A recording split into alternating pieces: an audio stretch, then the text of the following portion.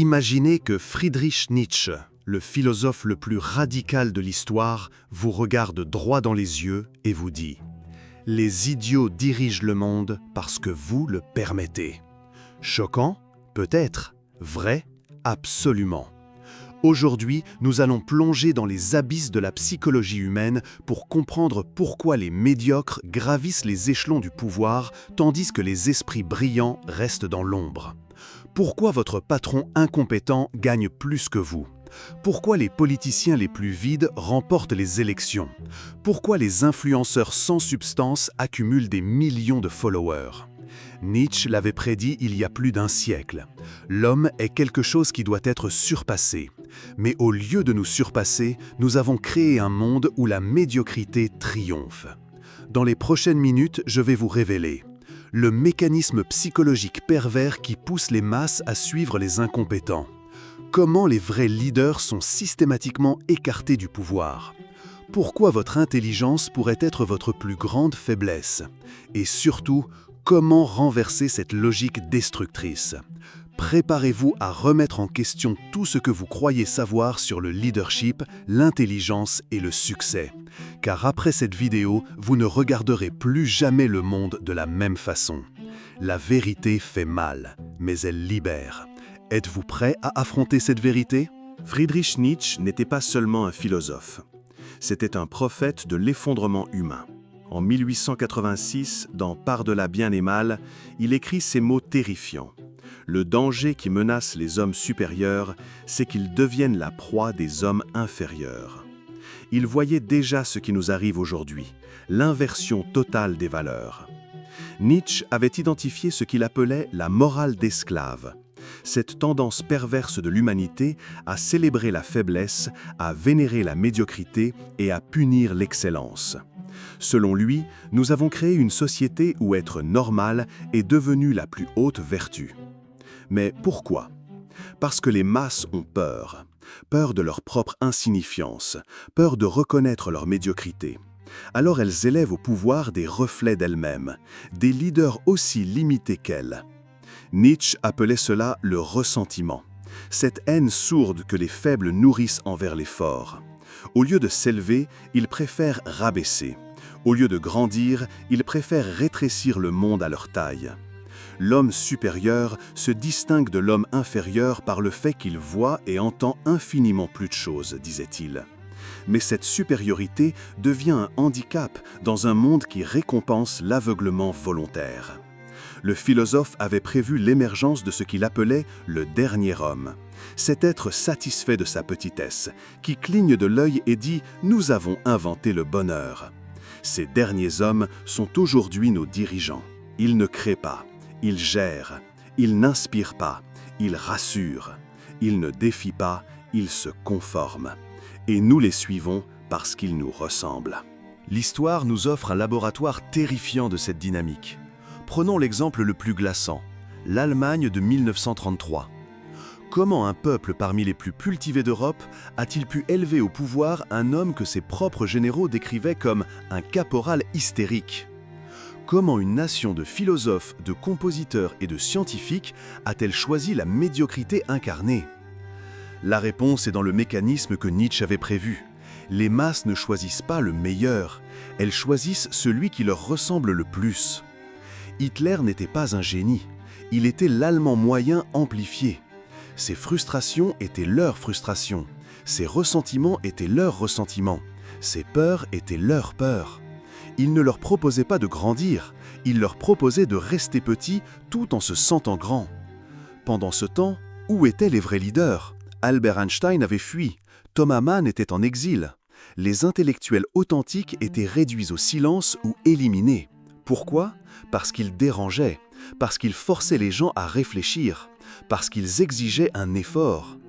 L'incompétent, lui, ne demande rien. Il rassure, il dit aux masses « Vous êtes parfaits comme vous êtes. Le problème, ce sont les autres. » Regardez l'Inquisition espagnole.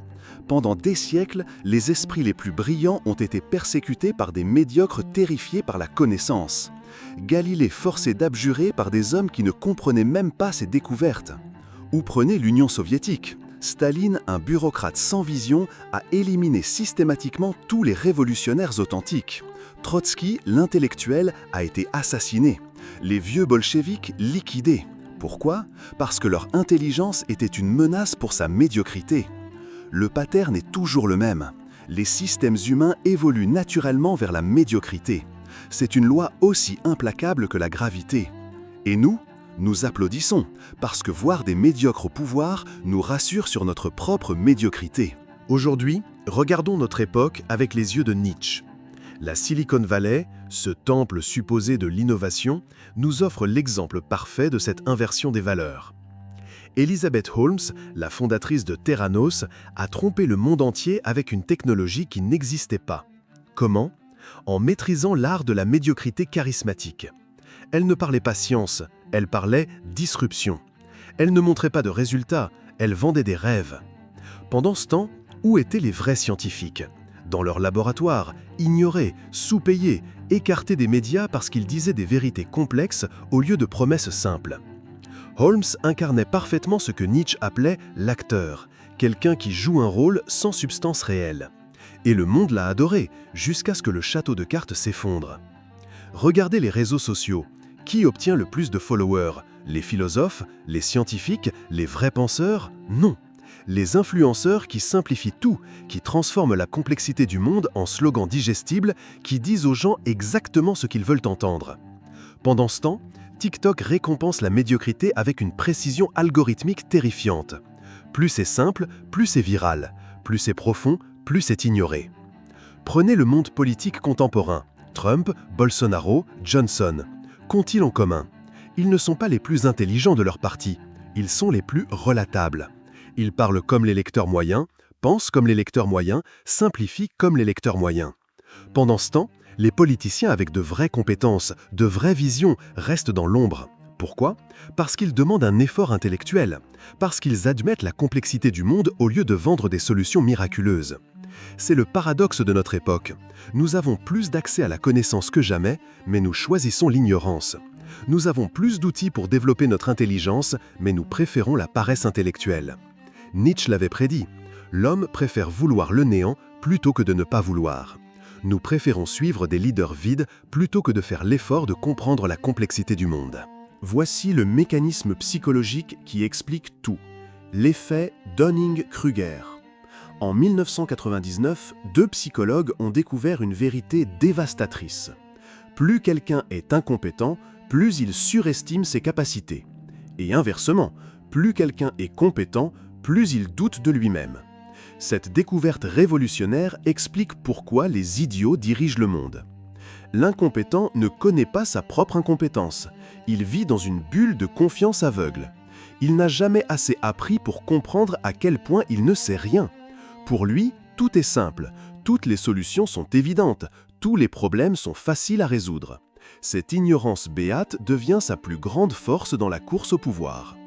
Pendant ce temps, l'expert authentique connaît la complexité réelle des choses. Il a étudié assez longtemps pour comprendre ses propres limites. Il sait que chaque solution crée de nouveaux problèmes. Il hésite, nuance, réfléchit. Cette sagesse devient sa plus grande faiblesse dans la course au pouvoir. Les masses, elles, sont attirées par la certitude comme des papillons par la flamme. Elles préfèrent les réponses fausses mais simples aux vérités complexes. Un leader qui dit « je ne sais pas » leur fait peur. Un leader qui dit « tout est facile » les rassure. C'est ce que le psychologue Daniel Kahneman appelle le biais de confiance. Nous faisons davantage confiance aux gens sûrs d'eux qu'aux gens compétents. Imaginez deux médecins. L'un vous dit « votre cas est complexe, il faut analyser ». L'autre vous dit « je sais exactement ce que vous avez, c'est simple ». Lequel vous inspire le plus confiance? Le second, même s'il se trompe. Cette dynamique s'amplifie dans les systèmes démocratiques. L'électeur moyen ne peut pas évaluer la compétence réelle d'un candidat, c'est trop complexe. Alors, il évalue sa confiance apparente. Le plus sûr de lui gagne. Nietzsche l'avait compris intuitivement. La conviction est un ennemi de la vérité plus dangereux que le mensonge. Les vrais leaders, ceux qui admettent l'incertitude, qui reconnaissent la complexité, qui doutent intelligemment, sont systématiquement écartés au profit des certains incompétents. C'est la tragédie de l'humanité. Nous avons créé des systèmes qui récompensent l'ignorance confiante et punissent la sagesse prudente. Quand les incompétents dirigent, que se passe-t-il pour les masses? Une dégradation systémique de l'intelligence collective. Nietzsche avait un mot pour cela, la décadence. Non pas comme un jugement moral, mais comme un diagnostic clinique de l'affaiblissement de l'esprit humain. Observez ce phénomène terrifiant dans nos sociétés. Quand un leader incompétent arrive au pouvoir, il normalise l'incompétence. Soudain, ne pas savoir devient acceptable. L'ignorance devient une vertu. La complexité devient suspecte. Prenez l'exemple des débats politiques modernes. Ils durent de moins en moins longtemps, traitent de sujets de plus en plus superficiels, utilisent un vocabulaire de plus en plus simplifié. Pourquoi?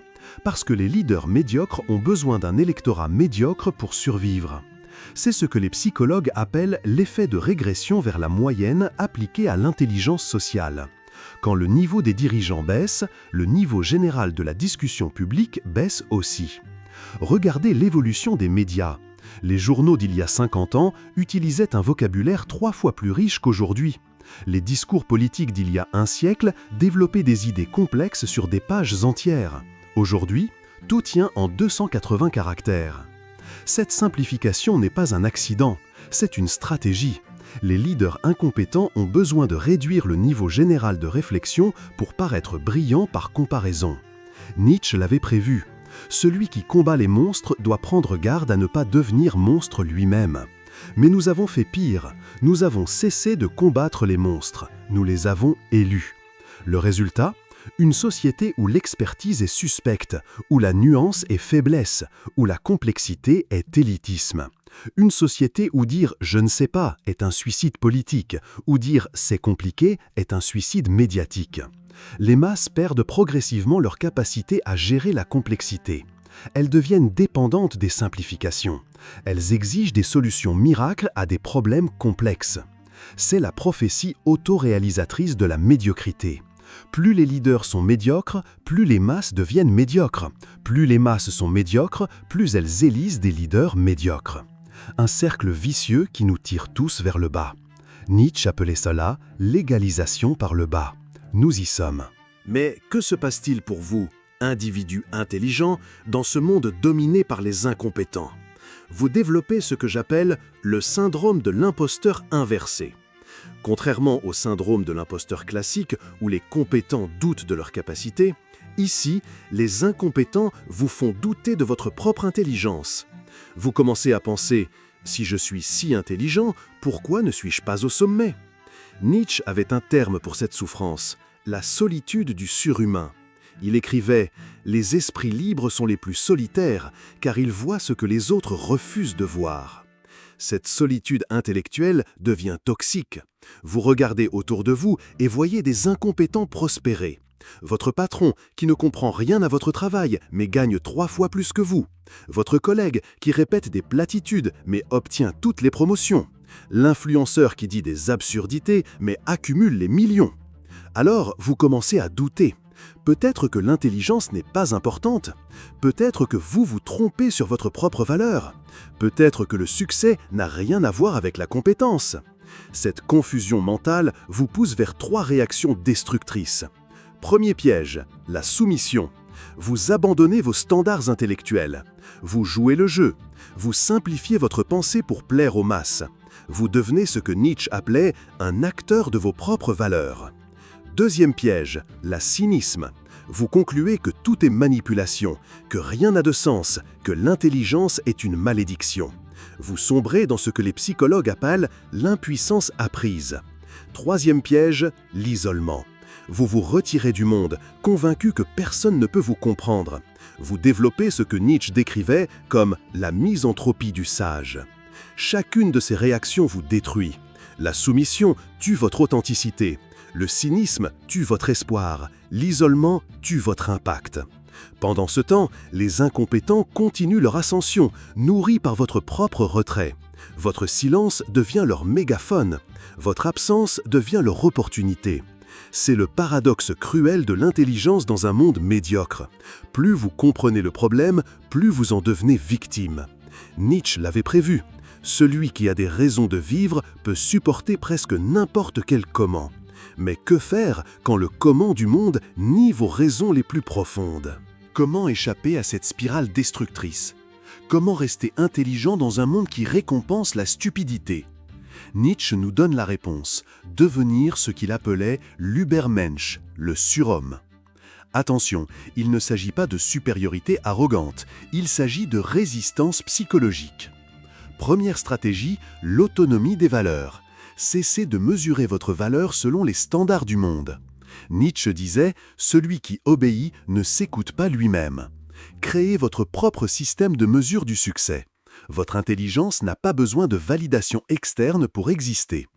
Deuxième stratégie, l'amor fati, l'amour du destin. Acceptez que vivre dans un monde dominé par les médiocres fait partie de votre chemin. Nietzsche l'exprimait ainsi, « Ma formule pour la grandeur de l'être humain est amor fati, ne rien vouloir d'autre que ce qui est ». Cette acceptation n'est pas résignation, c'est libération. Quand vous cessez de lutter contre la réalité, vous pouvez enfin la transformer. Troisième stratégie, la transvaluation des valeurs. Au lieu de subir les valeurs dominantes, créez les vôtres. Redéfinissez ce qu'est le succès. Pour Nietzsche, le vrai succès n'était pas la reconnaissance sociale, mais la réalisation de son potentiel unique. Quatrième stratégie, l'alliance des esprits supérieurs. Trouvez votre tribu. Nietzsche parlait de l'aristocratie de l'esprit. Pas une aristocratie de naissance, mais une aristocratie de l'intelligence et de la créativité. Connectez-vous avec d'autres personnes qui partagent vos standards intellectuels. Cinquième stratégie, la création comme résistance. Ne vous contentez pas de critiquer le monde, créez le vôtre. Écrivez, construisez, innovez, enseignez. Chaque acte créatif authentique est une résistance contre la médiocratie. Sixième stratégie, la patience stratégique. Comprenez que l'histoire est cyclique. Les périodes de médiocrité alternent avec les périodes de renaissance. Votre rôle n'est peut-être pas de changer votre époque, mais de préparer la suivante. Nietzsche le disait magnifiquement. Certains hommes naissent posthumes. Votre impact réel se manifestera peut-être après vous. La résistance psychologique n'est pas un acte de révolte, c'est un acte de création. Vous ne cherchez pas à détruire le système actuel, vous cherchez à créer le système suivant. C'est cela la véritable révolution nietzschénienne. Si nous comprenons le problème, comment pouvons-nous transformer la société? Nietzsche nous montre la voie. Nous ne changeons pas le monde en combattant directement le système. Nous le changeons en créant une alternative si attirante que l'ancien système s'effondre de lui-même. Première proposition, révolutionner l'éducation. Cessons d'enseigner l'obéissance et la conformité. Enseignons la pensée critique, le questionnement, l'inconfort intellectuel. Nietzsche disait « Le but de l'éducation n'est pas de créer des copies, mais des originaux ». Imaginez des écoles où l'on récompense les questions dérangeantes plutôt que les bonnes réponses, où l'on apprend à douter intelligemment plutôt qu'à certifier béatement, où l'on forme des créateurs plutôt que des consommateurs. Deuxième proposition, créer des îlots d'excellence.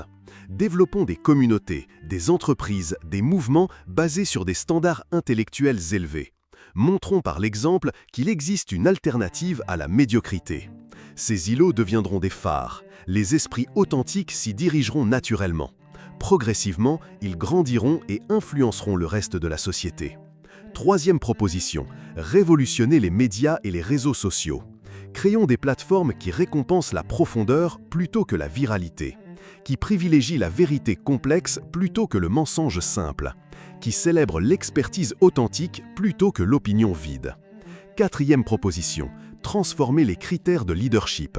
Dans vos entreprises, vos organisations, vos communautés, changez les règles du jeu. Privilégiez la compétence réelle sur le charisme superficiel, la sagesse prudente sur la confiance aveugle, l'intelligence nuancée sur la simplicité populiste. Cinquième proposition, développer ce que j'appelle l'intelligence émotionnelle inversée. Au lieu d'adapter votre message au niveau des masses, élevez progressivement le niveau des masses. Soyez pédagogue sans être condescendant, complexe sans être inaccessible. Sixième proposition, créer une nouvelle culture de l'excellence. Rendons l'intelligence cool à nouveau. Célébrons ceux qui osent penser différemment. Faisons de la curiosité intellectuelle une mode, de la profondeur un status symbole. Nietzsche croyait en ce qu'il appelait la grande politique. Pas la politique des partis, mais la politique de la transformation humaine. Notre révolution ne se fera pas dans les urnes, elle se fera dans les esprits. Une conscience à la fois, une idée à la fois, une création à la fois. Nous voici arrivés au bout de ce voyage dans les profondeurs de l'âme humaine. Nietzsche vous regarde à nouveau et vous demande « Maintenant que vous savez, que ferez-vous » Car savoir que les idiots dirigent le monde ne suffit pas. Comprendre les mécanismes de la médiocrité ne suffit pas. Il faut agir. Vous qui regardez cette vidéo, vous n'êtes pas un spectateur passif de cette tragédie. Vous en êtes un acteur. Chaque jour, par vos choix, vos actions, vos créations, vous votez pour le monde que vous voulez voir naître. Quand vous choisissez la facilité plutôt que l'excellence, vous votez pour la médiocrité. Quand vous acceptez le conformisme plutôt que l'authenticité, vous votez pour la médiocrité. Quand vous restez silencieux face à l'incompétence, vous votez pour la médiocrité. Mais l'inverse est aussi vrai. Chaque acte d'intelligence authentique est un vote pour un monde meilleur. Chaque moment où vous osez penser différemment, où vous refusez la simplicité trompeuse, où vous embrassez la complexité du réel, vous participez à la révolution des esprits libres. Nietzsche l'avait dit. Vous devez avoir un chaos en vous pour accoucher d'une étoile qui danse. Le chaos de notre époque n'est pas une malédiction, c'est une opportunité. L'opportunité de créer quelque chose de nouveau, de meilleur, de plus authentique. Les idiots dirigent le monde aujourd'hui, mais demain dépend de vous. Alors je vous pose la question que Nietzsche poserait. Êtes-vous prêt à devenir ce que vous êtes vraiment? Êtes-vous prêt à cesser d'être un suiveur pour devenir un créateur? Êtes-vous prêt à abandonner la sécurité de la médiocrité pour l'aventure de l'excellence? Si cette vidéo a ébranlé quelque chose en vous, si elle a réveillé cette voix intérieure qui refuse la médiocrité, alors partagez-la. Laissez un like, non pas pour moi, mais pour toutes les personnes intelligentes qui se sentent seules dans ce monde. Abonnez-vous pour continuer ce voyage vers une humanité plus éveillée. Car ensemble, nous pouvons renverser la tyrannie des médiocres. Ensemble, nous pouvons faire mentir Nietzsche. Ensemble, nous pouvons prouver que l'intelligence peut triompher. Deviens ce que tu es, Frédéric Nietzsche. Le moment est venu.